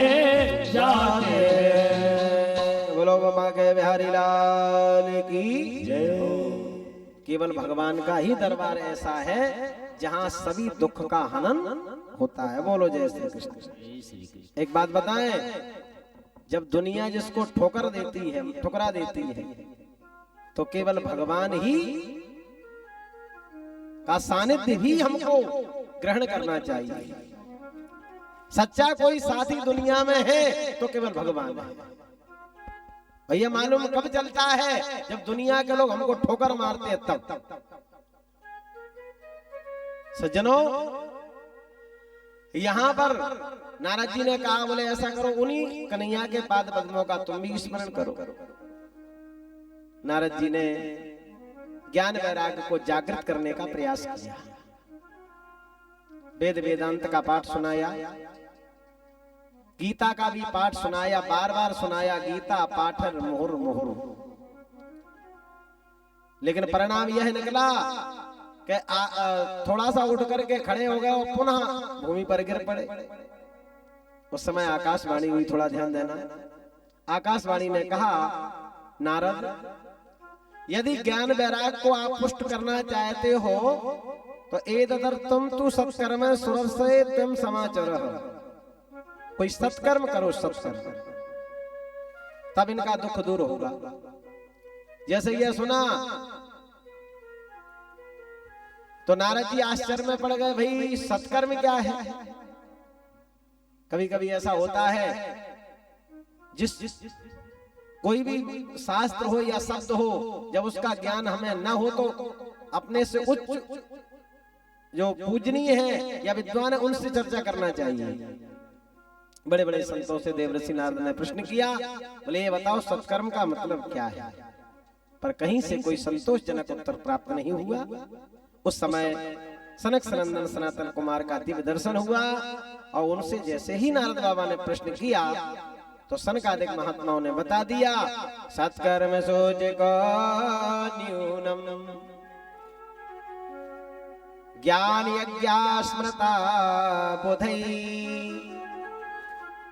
श्रीमद्भागवते लापा सतगीता सुकाद भी। सनकादिक महात्मा कहते हैं, नारद जी सत्कर्म का मतलब है कि भागवत जी की कथा इनको श्रवण करा दो। बोलो जय श्री कृष्ण। जय श्री कृष्ण। इनके कष्ट की निवृत्ति हो जाएगी। तो यहाँ भागवत जी का दिव्य अनुष्ठान हरिद्वार में जाकर के गंगा के किनारे किया। सारे महात्मा आकर के वहां विराजमान हो गए। सभी महात्माओं ने पंक्ति लगा करके बैठ करके एक आसन से श्रीमद् भागवत के दिव्य कथा को सुना। परिणाम यह निकला कि भागवत की कथा से ज्ञान वैराग्य को पुष्टि मिली। दोनों बालक उठ करके खड़े हो गए और जैसे ही बालक खड़े हो गए तो माँ भी खड़ी हो गई और थाता थैया करके माँ भी नृत्य करने लगी, नाचने लगी। भागवत में स्पष्ट वर्णन है, भक्ति सुतौ तौ तरुण गृहीत्वा प्रेमैक रूपा सहसा विरासीत् श्री कृष्ण गोविंद हरे मुरारे नाथेति नामानि मुहुर्वदन्ति। बोले गोविंद भगवान की। थाता तैया करके भक्ति महारानी नाचने लगी। एक बात मैं आपसे बता दूं, भक्ति मैया बोली मैं कहाँ रहूं? नारद जी ने कह दिया, जाति का कोई भी व्यक्ति हो, ब्राह्मण क्षत्रिय वैश्य, जाति का कोई भी हो, लेकिन जो सत्य के पद चिन्हों पर चलने वाला, ईमानदारी पर चलने वाला है, उसके हृदय रूपी भवन में जाकर के तुम विराजमान हो जाओ। जो नारायण का पूजन करता है उसके हृदय कमल में जाकर के तुम विश्राम करो। तो मेरा आपसे निवेदन है, भक्ति का कोई विशिष्ट स्थान नहीं है। नारी हो, पुरुष हो, बालक हो, बुढ़ा हो, राजा हो, रंक हो, गरीब हो, अमीर हो, लेकिन जो ईमानदारी के पद चिन्हों पर चलने वाला है, जो शास्त्र सम्मत जीवन का निर्वाहन कर रहा है, उसके हृदय रूपी भवन में भक्ति का निवास होता है। कई लोगों को हम देख रहे हैं, नींद सी आ रही है, आलस भर रहा है। एक बात बताएं, कथा में बस यही समस्या है कि आलस बहुत आता है। बोलो जय श्री कृष्ण। अब आलस क्यों आता है? उसका मूल कारण तो यह है कि जब पेट भर जाएगा ज्यादा, कम से कम पेट में अन्न ज्यादा हो जाए और पानी ज्यादा हो जाए तो फिर नींद नहीं आएगी तो क्या होगा? इसलिए भाई निद्रा देवी को जीतने के लिए कथा में जब जाओ तो स्वल्प आहार लेकर के बैठो। निद्रा ही विघ्न कारक है सबसे ज्यादा। भाई हमारी आपकी तो छोड़ो, भगवती सती जब कथा सुनने के लिए गई उनको भी नींद आ गई। भोले बाबा ने सुनाया था ना, कैलाश पर्वत पर वो भी सो गई। जब सती सो गई तो हमारी आपकी तो कहना क्या है? थोड़ा विचार करिएगा। अच्छा ये बताओ, नींद सुख में आती है कि दुख में? दुख में कभी नींद नहीं आती है। दुख की यदि एक रात्रि भी आ जाए तो महाराज जमीन आसमान के तारे दिखाई पड़ते निकलने में। वो रात्रि इतनी लंबी हो जाती है कि महाराज ये लगता है कि ये रात्रि न जाने कितनी बड़ी हो गई। और सुख का समय हो जाए तब तो सुख का समय निकलने में पता नहीं चलता है। यहाँ सुख सिंधु की कथा है। अब नींद नहीं आएगी तो क्या होगा? बोलो गोविंद भगवान की। यहाँ प्रश्न कर दिया, बोले ये बताओ, भागवत को सुन सुन करके कल्याण किसका हो गया? ए मानवा पापु कृतस्तु सर्वदा सदा दुराचारि रता विमार्गगः क्रोधाग्निदग्धा कुटिलाश्च कामिना और सप्ताहि यज्ञेन कलौ पुनन्ति ते। भागवत को सुन करके क्रोध की जो ज्वाला में जल रहा है, वो नियम पूर्वक कथा सुने तो क्रोध भी उसका मिट जाएगा। पाप करने वाला है, जो अनेक प्रकार के पापों में प्रवृत्त रहता है, यदि वह नियम से भगवत कथा को सुन ले तो गारंटी से उसका कल्याण हो जाएगा। मांस मदिरा खाने वाला है, चोरी करने वाला है, वह यदि नियम पूर्वक कथा को सुने तो उसका भी कल्याण हो जाएगा। जैसे ये बात कही तो सौनकादिक महात्मा बोले, ये बताओ ऐसा कोई उदाहरण है आपके पास कि पापी दुराचारी को भी भागवत सुन के कल्याण हो गया है? सौनकादिक महात्मा बोले, कोई ऐसा इतिहास है, कोई कथा है? सूत जी महाराज कहते हैं, हाँ ऐसी दिव्य कथा मैं आपको सुना रहा हूं। तो छोटी सी कथा आप उसको सुन ले। ये कथा वैसे जग प्रचलित है, बड़ी दिव्य कथा है। आत्मदेव पंडित जी की, धुंधकारी की। आत्मदेवा पुरे तस्मिन् सर्ववेद विशारदा श्रौत स्नाते सुनिष्णातो द्वितीयो इव भास्कर। बड़े ध्यान से सुनना आप लोग। एक पंडित जी थे, पंडित जी का नाम था आत्मदेव। वो जाति के ब्राह्मण थे, पर रहते कहाँ हैं? बोले तुंगभद्रा नाम की नदी के किनारे। उत्तम नाम का नगर बना है। उनकी पत्नी का नाम है श्रीमती धुंधली। बोलो जय श्री कृष्ण। धुंधली उनकी पत्नी है। थोड़ा सा विचार करें, आध्यात्मिक दृष्टि से देखें तो ये आत्मदेव कौन है? आत्मदेव कोई दूसरा नहीं है, हम और आप ही आत्मदेव है। समझ लो ध्यान से। जितने लोग इस पंडाल में बैठे वो सब आत्मा ही देव है, यानी जीवात्मा का नाम आत्मदेव है। और ये रहते कहाँ हैं? बोले तुंगभद्रा नाम की नदी के किनारे। तुंगभद्रा क्या है? तुंग नाम है शरीर का और भद्रा माने कल्याण। जिस देह के द्वारा हमारा कल्याण हो जाए उसको कहते हैं हम तुंगभद्रा। बोलो जय श्री कृष्ण। तो ये शरीर ही हमारा तुंगभद्रा है, समझना बड़े ध्यान से। जीवात्मा रूपी आत्मदेव शरीर रूपी तुंगभद्रा के किनारे निवास करता है। और इनकी पत्नी का नाम है धुंधली। तो धुंधली कैसी है? बोले चंचल बुद्धि, दुधा बुद्धि। जिसका संकल्प स्थिर ना हो उसको कहते हैं धुंधली। थोड़ा विचार करना, सभी प्रकार का आनंद है पंडित जी के यहाँ, लेकिन बात यह है कि कोई संतान नहीं थी। संतान और पत्नी भी बड़ी कर्कशा है, झगड़ालू है। पत्नी कैसी है? पंडित जी 4 बजे उठते हैं, भजन करते हैं, संध्योपासना करते हैं, किसी से कुछ नहीं बोलते भैया, आराम से रहते हैं। लेकिन इनकी पत्नी कैसी है? बोले लोक वारता रता कुरा प्राय सो बहु जल्पिका सूराचाग्रे क्रेतेषु कृपणा कलह प्रिया। माताओं ध्यान से सुनना। लोकवार्ता, लोकवार्ता जानती हो किसे कहते हैं? लोकवार्ता का मतलब है प्रपंच करना। इसकी बात उधर कर दी, उधर की उधर कर दी। दुनिया में गई, घर घर में बैठने के लिए, इस मोहल्ले में गई, उधर गई, इसकी बात उधर कह दी, उसकी उधर कह दी। ये सब क्या है? बोले यही तो लोकवार्ता है भाई। किसी के घर में आपके द्वारा झगड़ा पैदा हो जाए वो लोकवार्ता है। तो धुंधली कैसी है? बोले 8 बजे सो के उठती है और जब तक 4 घर में चक्कर न लगा ले, समझ लो जब तक तो वह दांत नहीं करती थी। बोलो जय श्री कृष्ण। इस घर में बैठी, उधर गई, वही यही काम करना। अब आप लोग समझ लो, जिसके ऐसे आचरण है वो क्या है? बोले वही तो धुंधली है। आज एक व्यक्ति उलाहना लेकर के आया, महाराज जी अपनी पत्नी को समझा लेना।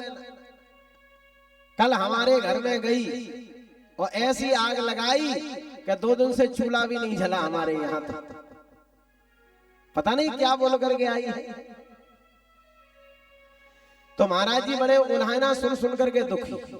एक बड़ी समस्या है, एक तो इनके यहाँ संतान नहीं है, सो भी परेशान, और दूसरी बात यह है कि अपने हाथ से एक आम का पेड़ लगाया, सींच सींच के बड़ा कर दिया, लेकिन कोई फल उसमें नहीं लगा। तीसरी समस्या, और इधर पत्नी का उल्हाना से सुन सुन के दुखी। लोग कहते हैं निपुत्री है भाई, इसका मुख देखने का धर्म नहीं है। थोड़ा विचार करना, निपुत्री जानते हो कैसे कहते हैं? यदि आप 4 भाई हैं और किसी के कोई संतान नहीं है तो वो क्या है? बोले वह निपुत्री की संज्ञा में चला जाता है। यदि आपके यहाँ 4 भाइयों में से एक बालक की भी संतान है तो आप निपुत्री नहीं है। अब निपुत्री का तात्पर्य है कि कोई भी संतान ना हो। यदि बेटी है तो भी आप निपुत्री नहीं है। यहां महाराज बड़े उदास है, चिंतित है। घर से निकलता हूं तो दुनिया के लोग लोकापवाद करते हैं, घर में रहता हूं तो पत्नी के उल्हाना सुन सुन के परेशान, कहां जाऊं किधर जाऊं। एक दिन की बात है, इतने दुखी हो गए आत्मदेव, एकदा साधु जो दुखात ग्रहं त्यक्त्वा वनं गताः मध्याह्नो तृष्टो जातः तडागम समुपेयवान्। एक दिन थोड़ा ध्यान देना, परेशान होकर के अपने घर को छोड़ दिया, एक सरोवर तक चले गए। वहां जाकर के जल को पी लिया। पीत्वा जलम निष्णास्तु प्रजा दुखेन कर्षिता, जल को पी लिया और पी करके चिंतित होने लगे। गंगा महारानी को अपना दुख सुनाने लगे आत्मदेव पंडित जी। हे माँ, मैंने क्या गलती की जो मेरे यहाँ कोई संतान का जन्म नहीं हुआ है? आंसू बहाने लगे, रोने लगे। इस कथा से आपको शिक्षा मिलती है, जीवन में कोई संकट पड़े तो भगवान के मंदिर में जाकर के भगवान को सुनाना, बोलो जय श्री कृष्ण, समाधान होगा। लेकिन दुनिया से मत कहना, आपको उपहास के पात्र बन जाओगे, हंसी के पात्र बनोगे। यदि कोई संकट पड़े तो भगवान के मंदिर में जाके कहो ना। थोड़ा विचार करिए, रामायण का पाठ करते हो, दशरथ जी के जब संतान नहीं हुई तो वो कहां गए थे? गुरुदेव। स्पष्ट रामायण में वर्णन है ना, गुरु गए तुरत माही पाला, गुरु गए तुरत माही पाला। देखिए दशरथ जी कहां गए? गुरुदेव के घर। महिपाल है, राजा है, लेकिन गुरुदेव के घर जा रहे हैं। क्यों जा रहे हैं? क्योंकि संतान नहीं है, ये कारण है। गुरु गए तुरत माही पाला, गुरु गए तुरत माही पाला। चरण लगी कर विनय विशाला, चरण लगी कर विनय विशाला। गुरु गए। दशरथ जी गुरुदेव के सानिध्य में गए तो गुरुदेव से आशीर्वाद मिला तो 4 बार। जब भी कोई संकट पड़े यहाँ शिक्षा मिलती है, दुनिया को मत कहना, अपने गुरुदेव के घर में जाके कह देना या भगवान के मंदिर में कहना। कोई भी संकट आवे, अरे भाई गणेश बाबा बैठे हैं, एकांत में जाओ और गणेश जी के सामने आंसू बहा बहा करके रो रो करके अपने दुख को सुना दो तो भी समाधान हो जाएगा। बोले गणेश भगवान की। यदि आपने अपना दुख किसी रिश्तेदार को कहा, पड़ोसी को कहा, तो गारंटी से आपको उपहास का पात्र बनना पड़ेगा। यहां पंडित जी आंसू बहाने लगे, रोने लगे। इनके रोने की ध्वनि एक महात्मा जी के कान में पड़ी। महात्मा जी ने जैसे ही सुना, महात्मा जी आए महात्मा जी ने देखा, शृणु विप्रमयातेध्य,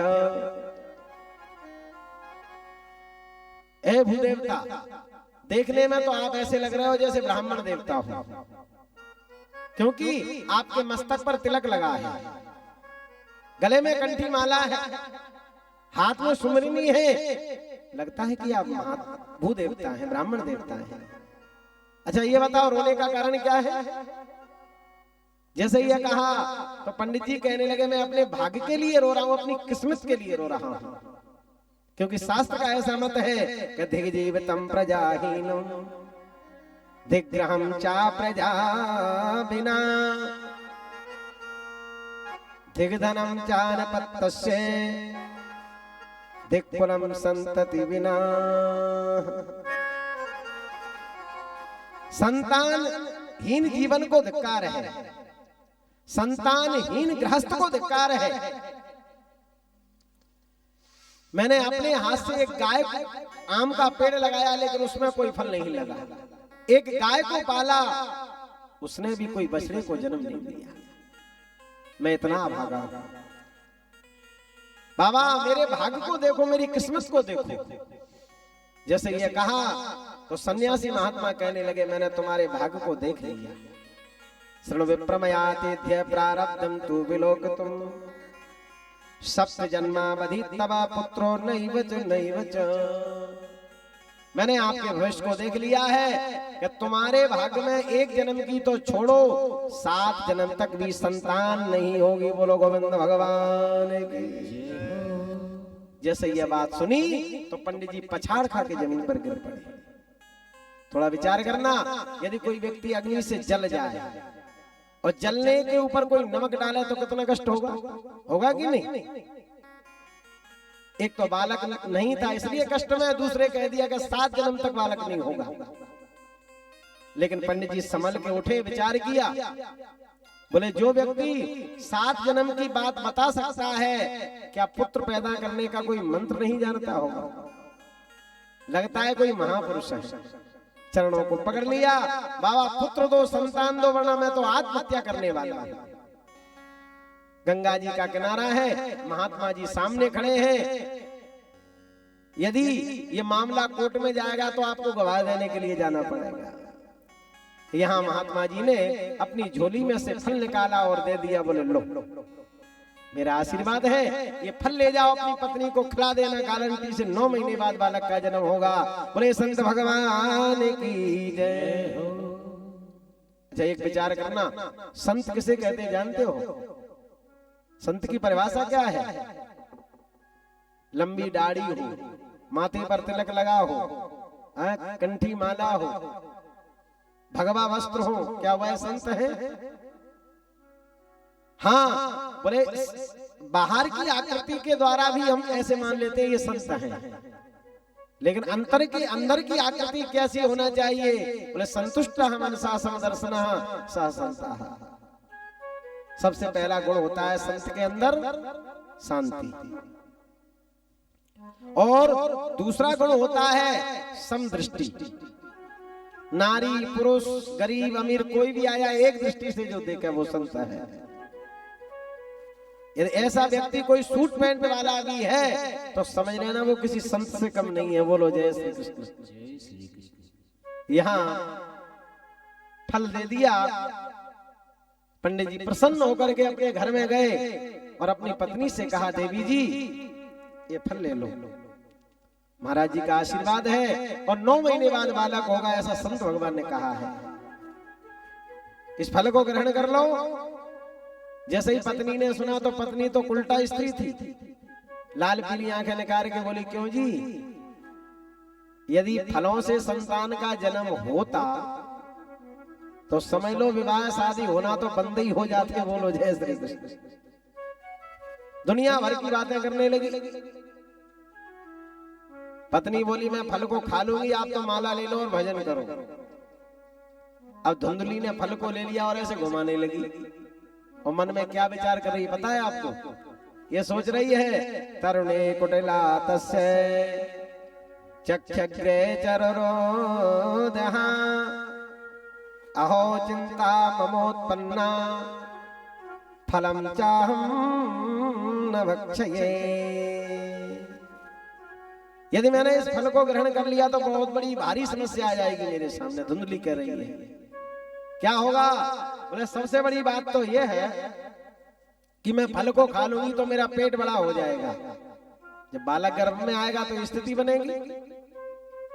अभी मेरा नियम है 500 ग्राम काजू किशमिश का तो मैं नाश्ता ही करती हूँ, उसमें कटौती हो जाएगी। बोलो जय श्री कृष्ण। यदि मैंने फल को ग्रहण कर लिया, कभी कभी ऐसा होता है कि गर्मियों में अग्नि बहुत लगती है। यदि हमारे गांव में आग लग गई तो सारे लोग दौड़ करके भाग जाएंगे, प्राण बचा लेंगे, पर मैं कैसे भागूंगी? मुझे तो जल के मरना पड़ेगा। दैवात घाटी ब्रजेत ग्रामे पलायने गर्मे कथम। इसने फल को ग्रहण नहीं किया। और दूसरा भाव मन में आ गया, मैंने ऐसा कथा में सुना है कि सुखदेव जी माँ के पेट में 12 वर्ष रहे, और यदि मेरे गर्भ में मेरा शिशु, मेरा बालक यदि 2-4 वर्ष के लिए रुक गया तो मेरी क्या स्थिति बनेगी? इसलिए फल को ग्रहण नहीं किया। लालने पालने दुखम प्रसूतायाश्च वर्तते। कौन मलमूत्र साफ करेगा बच्चे का भाई? मुझे तो ये लगता है कि विधवा नारी सुखी है और जिनके संतान नहीं है वो सुखी। फल को ग्रहण नहीं किया। उल्टा स्त्री ऐसे ही होती है। इसकी बहन आई छमछम करते हुई, बोली दीदी क्यों, क्या बात है, चिंतित क्यों हो? तो ध्यान से सुनना, सारी कथा अपनी बहन को सुना दी। बहन बोली दीदी घबराओ ना, मैं बताती हूँ उपाय। अभी अभी मेरा गर्भ रह गया है और ठीक 9 महीने बाद बालक होगा। मैं ऐसा करूंगी, छुप करके आऊंगी, आपको बच्चा दे जाऊंगी, और उसके बदले में आप मुझको पैसा दे देना, संपत्ति दे देना, धन दे देना। और ऐसा करो, ये फल गाय के लिए डाल दो तो महात्मा जी की भी परीक्षा हो जाएगी। पर यह बात किसी को कहना नहीं है, ये मेरे और आपके बीच की बात है। आज यही किया, फल गाय के लिए डाल दिया और घोषणा कर दी, बोले गर्भ में बालक आ गया। एक बात बताएं, स्त्री चरित्र को कोई समझ नहीं सकता है। हमारी और आपकी बात तो छोड़ो, 4 मुंह वाले ब्रह्मा भी नहीं जानते तो हम और आप कैसे समझ सकते हैं? माताओं बुरा मत मानना, स्त्री चरित्र इतना गहन है, उसको समझना बड़ी मुश्किल की बात है। बाबा तुलसीदास जी भी लिख रहे हैं इस बात को। बोले विधि हो नारे हृदय गति जाने, विधि हो नारे हृदय गति जाने, विधि हो नारे हृदय गति जाने, विधि हो नारे हृदय गति जाने, विधि हो नारी हृदय गति जाने, विधि हो नारी हृदय गति जाने, सकल कपट गुण खाने, सकल कपट गुण खाने, सकल कपट गुण खाने, सकल कपट गुण खाने। विधाता भी नारी के चरित्र को नहीं जानता है। पंडित जी बड़े प्रसन्न हैं, बालक गर्भ में आ गया। कालांतर में जब समय निकला, अथ कालेन सा नारी प्रसूता बालकम ततः आनीय जनको बालम रहस्य धुंधली ददौ। छुप करके आई और बालक धुंधली को दे के चली गई और धन लेके भाग गई। घोषणा हो गई, बालक का जन्म हो गया। पंडित जी के घर में बधाई मनने लगी, मंगल गीत गा रहे हैं, भूदेवता स्वस्ति वाचन करने लगे। यहाँ एक बालक आया, शिष्य आया दौड़ा दौड़ा, महाराज जी अभी अभी जो आंगन में आम का पेड़ लगा था ना, उसमें भी फल लगे हुए हैं। पंडित जी बड़े प्रसन्न हो गए। दूसरा आ गया, महाराज जी गाय ने भी एक बछड़े को जन्म दे दिया, अरे संत भगवान की। अब तो महाराज जी बड़े प्रसन्न हैं, चलो मेरे भाग्य का उदय हो गया। यहाँ दोनों बालकों का नामकरण हुआ। पंडितों ने कहा, बोले ऐसा करो, आपका नाम है आत्मदेव, तो हम बालक का नाम रखते हैं ब्रह्मण्य देव। धुंधली बगल में खड़ी थी, लाल पीली आंखें लेकर के बोले, है क्या बोल रहे हो? बालक हमने पैदा किया है तो नाम हमारे अनुकूल होगा। महाराज जी समझ गए इस घर में नारी का चलावा है भाई, क्या नाम रखना है? धुंधली बोली, मेरा नाम है धुंधली, तो मेरे बच्चे का नाम कम से कम हमारे जैसा तो होना चाहिए। मेरे बच्चे का नाम होगा धुंधकारी। भूदेवता बोले बहुत अच्छा नाम है, बहुत सुंदर। गाय का जो बालक हुआ था उसके कान गाय जैसे थे, पूरा शरीर मनुष्याकार, उसका नाम रख दिया गौकर्ण। कालांतर में जब समय व्यतीत हुआ तो गौकर्ण पंडितो ज्ञानी धुंधकारी महाखला। गौकर्ण जी महाराज तो पंडित बने, लेकिन धुंधकारी महान दुष्ट प्रकृति का। मांस मदिरा पी करके आता, चोरी करने लगा, लोग उल्हाना ले लेकर के आने लगे, महाराज जी अपने बच्चे को समझा ले। अब पंडित जी माथा पकड़ के रो रहे हैं। एक बात बताएं, संसार में कोई सुखी नहीं है। हम लोग ये समझते हैं भाई विवाह हो जाए तो हमको सुख मिलेगा, विवाह के बाद बच्चे पैदा ना हो तो भी कष्ट, और बच्चे पैदा हो जाए और फिर दुष्ट पैदा हो जाए तो भी आंसू बहाना पड़ेंगे। संसार में कोई सुखी नहीं है। आज महाराज जी आंसू बहा रहे, एकांत में बैठे हैं। उस समय गौकर्ण जी महाराज पधारे। गौकर्ण जी ने एक ही बात कही, देहे स्तिमान सिरुधिरे भीमतम त्यजत्वम जाया सुतादि सुसदाम ममताम विमुंचो पश्यानिसं जगदिदं क्षणभंगनिष्ठ वैराग्य राग रसगो भक्तिनिष्ठ। गौकर्ण जी ने कहा, पिताजी जितना स्नेह तुमने संसार से किया, यदि इतना प्रेम भगवान से किया होता तो तुम्हारा बेड़ा पार हो गया होता। बड़ा दिव्य उपदेश दिया। क्या कहा? प्राणी भजले सीताराम। सभी लोग ताली बजा करके बोलेंगे बड़े भाव से, आपका आलस भी दूर भाग जाएगा। अजी प्राणी भजले सीताराम, संग तेरे कोई न जावेगा। प्राणी भजले सीताराम, संग तेरे को न जावेगो। कोई न जावेगो, संग तेरे कोई न जावेगो।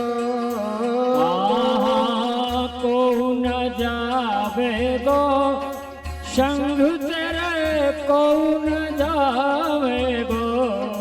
प्राणी भजले सीताराम, संग तेरे कोई न जावेगो। प्राणी भजले सीताराम, संग तेरे कोई न जावेगो। जय हो।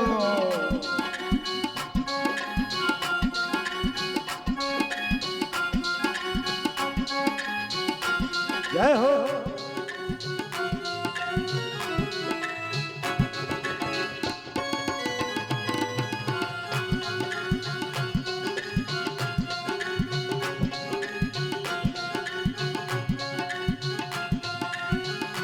जय हो।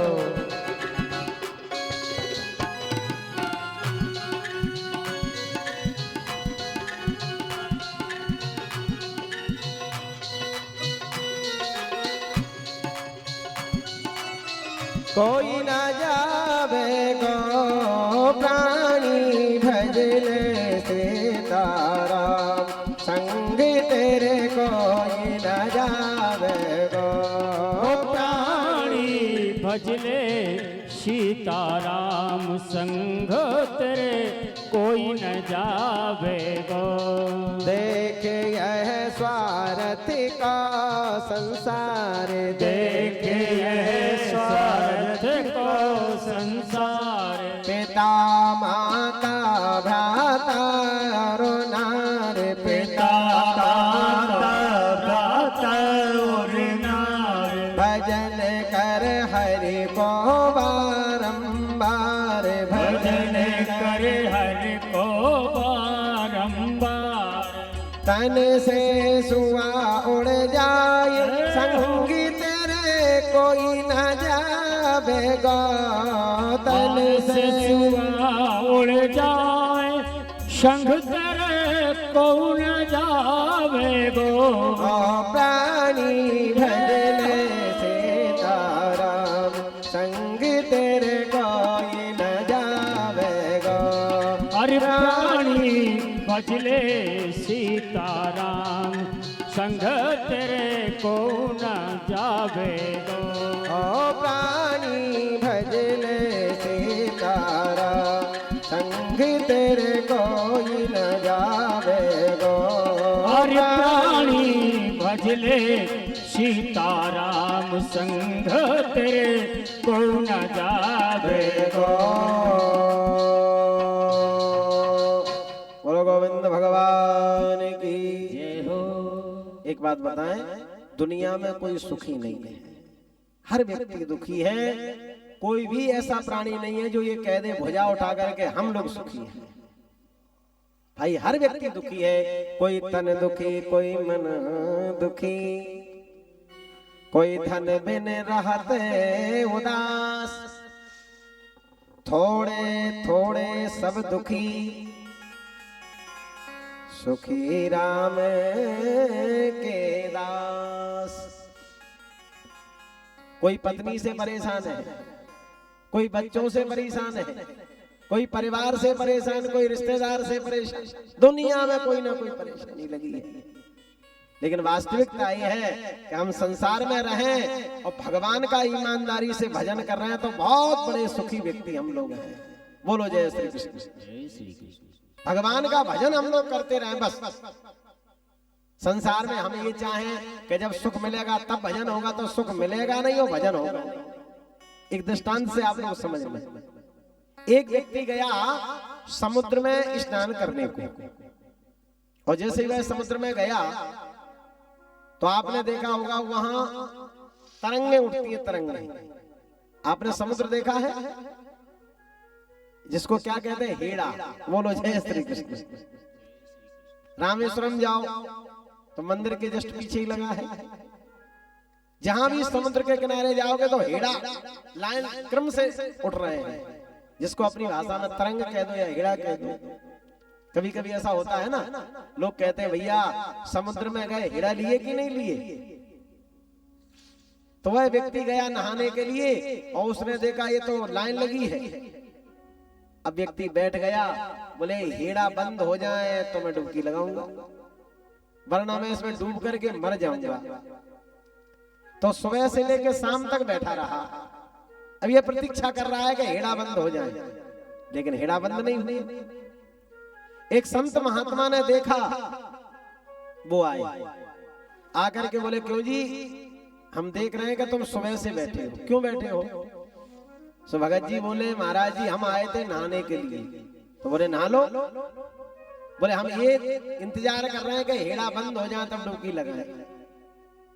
महाराज जी बोले सुनते हो, जब तक आकाश में सूर्य और चंद्रमा रहेगा, कान खोल के सुन लेना, जब तक हेड़ा बंद होने वाले नहीं है। और हेड़ा बंद नहीं होंगे वो आप स्नान नहीं कर सकते। तो ये किसी समुद्र की चर्चा नहीं है, हमारे और आपके जीवन की चर्चा है। समुद्र क्या है? बोले संसार ही समुद्र है, और संसार रूपी समुद्र में ये तरंगे क्या हैं? बोले सुख और दुख रूपी तरंगे उठ रही हैं। कभी सुख है और कभी दुख है, ये लाइन लगी है। हम चाहें कि पूर्ण रूपेण सुख मिल जाए तो जीवन में सुख मिलेगा नहीं, वो भजन होगा नहीं। इसलिए भैया संसार को कहते हैं दुखालयम, ये दुख का घर है। गीता जी में भगवान कहते हैं ये दुखालयम शाश्वतम, दुख का घर है। एक होता है भोजनालय, एक होता है पुस्तकालय। पुस्तकालय में पुस्तक मिलती है, भोजनालय में भोजन मिलता है। अब बताओ दुखालय में क्या मिलेगा? दुख। जब ये दुख का ही घर है तो हमें सुख मिलेगा कहां से? इसलिए भाई संसार में राम को जब आए तो उनको भी दुख मिला, और कृष्ण आए तो उनको भी दुख मिला। सुख स्वरूप रघुवंश मणि और मंगल मोद निधान, और ते सोवत कुछ डांस महे और बेदे गते अति बलवान। जिन राम को पुष्प तोड़ने में पसीना आता है वही राम जब समय बदला तो कुशों की डांस पर लेटा है।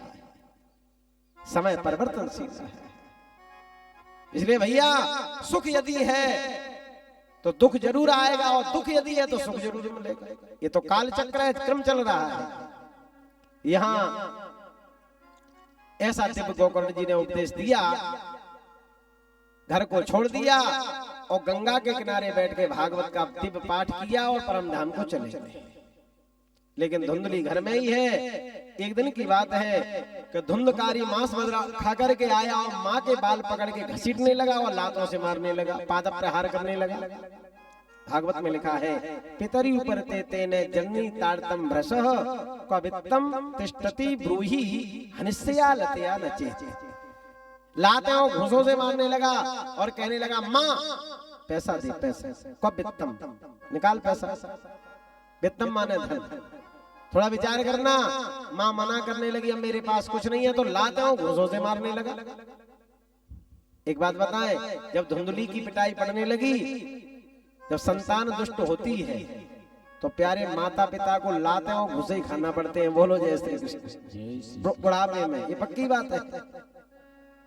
यहाँ माँ ने देख लिया अब जीवन का समाधान क्या है, तो खाली कुएं में जाकर के छलांग लगा दी, सो आत्महत्या करके मर गई। इस कथा से आपको शिक्षा मिलती है कि जब संतान आपकी दुष्ट होगी तो माता पिता को लाते और घूसे खा करके आत्महत्या करके मरना पड़ेगा। संतान क्या है? पाप और पुण्य। आपका पाप पुण्य क्या है? संतान ही तो है। आप कितने पुण्यात्मा हैं, कितने धर्मात्मा हैं, ये आपकी संतान के द्वारा व्यक्ति को विदित हो जाता है। आप कहोगे पंडित जी कोई उदाहरण है?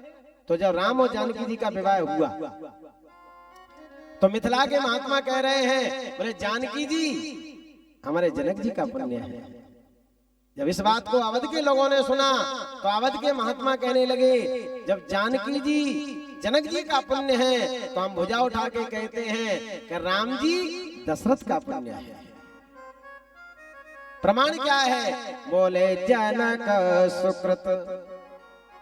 सुकृत कहते हैं पुण्य को। बोले जनक सुकृति मूर्ति देही और दशरथ सुकृत राम धर देही। तो यहां सिद्ध हो गया कि संतान व्यक्ति का पाप और पुण्य होता है। कितना पुण्य आपने जीवन में किया है उस संतान के द्वारा दृष्टि गोचर होता है। धुंधली आत्महत्या करके प्राणांत हो गई। गोकर्ण जी महाराज तीर्थ यात्रा को निकल गए। 5 गणकाओं को धुंधकारी ने अपने घर में रख लिया। चोरी करने लगा, मांस मदरा खाने, कुसंग में जाकर के प्रवृत्त हो गया। यहाँ एक दिन राजा के राज दरबार में गया और डांका डाल करके लाया, रानी के जेवर चुरा करके लाया और पत्नियों को पहना दिया। 5 गणकाएं बोली, क्यों जी ये कीमती आभूषण कहां से प्राप्त किए? धुंधकारी बोला, ये नगर के जो राजा है ना उनकी पत्नी के आभूषण है, चुरा के लाया है। 5 गणकाओं ने मीटिंग करी, यदि राजा के मालूम चल गया तो हमको भी दंड मिलेगा और इनको भी दंड मिलेगा। क्या करें? बोले कीमती आभूषण है, इसको मार दो और ये आभूषण लेकर के भागो। कैसे मारे? बोले मदरा पिला दो इसको, धुंधकारी को। 2-4 बोतलें मदरा पिला दिया, बेहोश होकर के खटिया पर गिर गया, रस्सी से इसको बांधने लगे। जब ये चिल्लाने लगा तो पासम कंठे निधाय